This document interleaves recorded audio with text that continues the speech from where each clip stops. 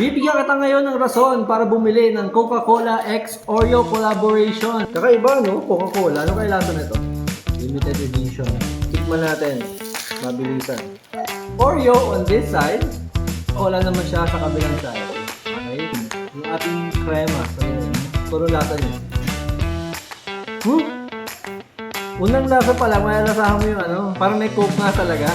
Nasa cream yung Coke. Kasi yung cookies. Yung cookies niya, normal na Oreo lang. Parang nag-dip ka ng Oreo cookies sa loob ng Coke ganun. Kailangan mong ganun. Tikman mo. Masyado matamis. Amoy Coke din eh.